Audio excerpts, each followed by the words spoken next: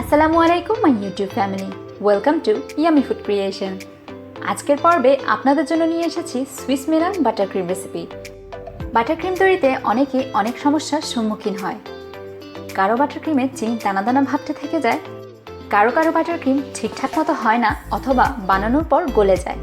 আজকে আমি সব রকমের সমস্যার সমাধান নিয়ে আপনাদের সাথে এই রেসিপিটি শেয়ার করছি, আর কিভাবে সংরক্ষণ করতে হবে তাও এই ভিডিওতে জানিয়ে দিব। বাটারক্রিম তৈরির পারফেক্ট টিপস এবং ট্রিক্সগুলো ঠিকঠাক মতো ফলো করলে আপনারা বাসায় তৈরি করে নিতে পারবেন পারফেক্ট বাটারক্রিম রেসিপি। চলুন তাহলে দেখে নিই কীভাবে তৈরি করতে হয় সুইস মেরাং বাটারক্রিম। প্রথমে নিয়ে নিলাম 4টি ডিম। এখানে আমি যে ডিমগুলো ইউজ করেছি তা রুম টেম্পারেচারে ছিল। ফ্রিজে থাকলে আপনারা অবশ্যই তা 1 ঘন্টা আগে বের করে রাখবেন। এটা হচ্ছে বাটারক্রিম তৈরির টিপস নাম্বার 1। টিপস নাম্বার 2 হলো, যখন আপনারা ডিমের কুসুম থেকে সাদা অংশগুলো আলাদা করবেন তখন অবশ্যই খেয়াল রাখবেন ডিমের কুসুমের 1 ফোঁটাও যাতে ডিমের সাদা অংশের মধ্যে না যায়।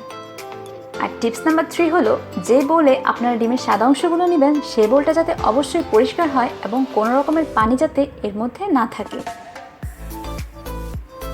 যাই হোক, ডিমের সাদা অংশগুলো সম্পূর্ণ আলাদা করে নেওয়ার পর এখন আমি এতে দিয়ে দেব 1 কাপ পরিমাণ চিনি।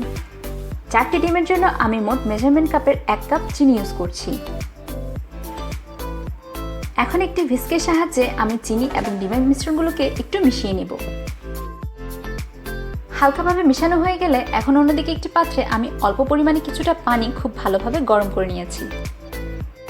এখন এই হাঁড়ির উপর ডিম এবং চিনির মিশ্রণের বোলটিকে আমি বসিয়ে দেব। টিপস নাম্বার 4 হলো, অবশ্যই আপনারা খেয়াল রাখবেন যাতে কোনোভাবে হাঁড়ির পানিগুলো এই বোলের সাথে না লাগে এবং অবশ্যই চুলার আঁচটা লোতেই থাকতে হবে। এখন হুইস্কের সাহায্যে আমি অনবরত নাড়াচাড়া করতে থাকব।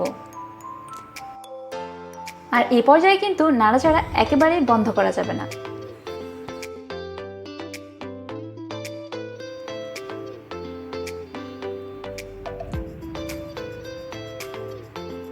পাঁচ থেকে 6 মিনিট পর দেখতেই পারবেন চিনি এবং ডিমের মিশ্রণগুলো হালকা একটু ফোমি ভাব হয়ে এসেছে এবং কালারটাও অনেকটা চেঞ্জ হয়ে সাদাটে ভাব চলে আসবে।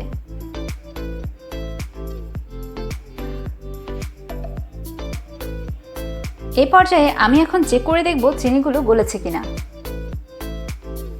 চিনির কোনো প্রকার দানা দানা ভাব না থাকলে এই পর্যায়ে বোলটিকে নামিয়ে নিতে হবে এবং এই গরম থাকা অবস্থায় আমি চিনি এবং ডিমের মিশ্রণগুলোকে খুব ভালোভাবে বিট করে নিব। এটা হলো tips number 5।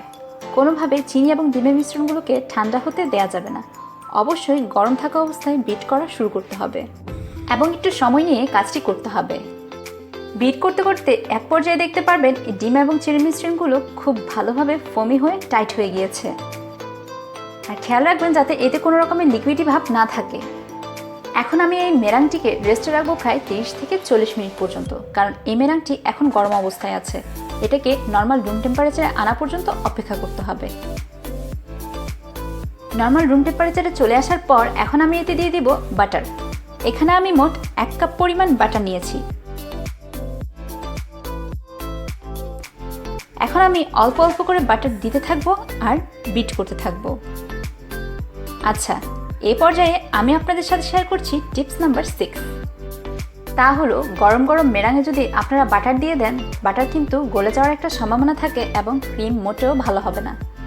Tips number 7, butter যাতে অবশ্যই রুম টেম্পারেচারে থাকে।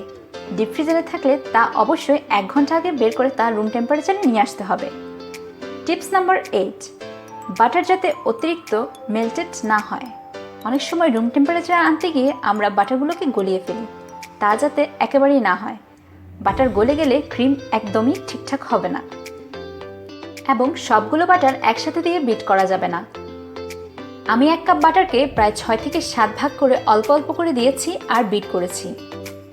এতে করে বাটারের টেক্সচারটা অনেক ভালো আসে এবং বাটার ক্রিম তৈরিতে একটু ধৈর্য নিয়ে কাজ করতে হয়। আর একটু পরপর অবশ্যই একটি স্প্যাচুলা বা চামচের সাহায্যে চারপাশটা একটু পরিষ্কার করে দিবেন। এবং অবশ্যই আপনারা বাটার ক্রিম তৈরিতে খেয়াল রাখবেন মেজারমেন্ট যাতে একটু এদিক ওদিক না হয়।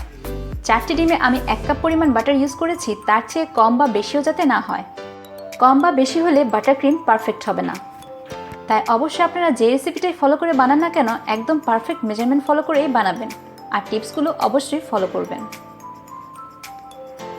পুরোপুরি 1 কাপ বাটার আমার দেয়া হয়ে গিয়েছে এবং বিট করা সম্পূর্ণ শেষ হয়ে গিয়েছে। দেখে টেক্সচারটা বুঝতে পারছেন বাটার ক্রিম রেডি। এখন আমি এই পর্যায়ে অ্যাড করে দেব এসেন্স।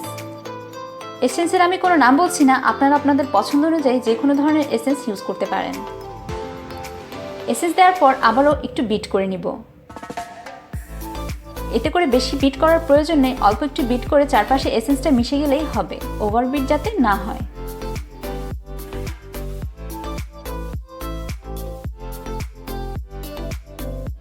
আশা করি দেখে বুঝতেই পারছেন বাটার ক্রিম কতটা পারফেক্ট এবং স্মুথ হয়েছে। একটি পাইপিং ব্যাগে আমি কিছুটা বাটার ক্রিম নিয়ে আপনাদেরকে পাইপিং করে দেখাচ্ছি। আর এ পর্যায়ে আপনারা যদি কোনো ফুড কালার ইউজ করতে চান তাও মিশিয়ে নিতে পারেন। আর এই ক্রিমগুলো আপনারা সংরক্ষণ করতে পারবেন এয়ারটাইট বক্সে রেখে, ডিপ ফ্রিজারে হলে 2 মাস পর্যন্ত, আর যদি নর্মাল ফ্রিজারে রাখেন তা 1 থেকে 2 সপ্তাহ পর্যন্ত ভালো থাকবে। এবং প্রতিবার ইউজ করার পূর্বে তা অবশ্যই নর্মাল রুম টেম্পারেচারে এনে বিট করে তারপরে ইউজ করবেন এবং তা নর্মাল রুম টেম্পারেচারে আনার জন্য অবশ্যই ফ্রিজ থেকে 1 ঘন্টা আগে বের করে রাখবেন। আমার দেওয়া প্রতিটি টিপস অ্যান্ড ট্রিক্স ফলো করলে এবং মেজারমেন্টটা ঠিকঠাক মতো রাখলে আপনারাও বাসায় খুব সহজে তৈরি করে নিতে পারবেন সুইস মেরাঙ্গ বাটার ক্রিম। আশা করি আমার আজকের রেসিপিটি আপনাদের ভালো লেগেছে।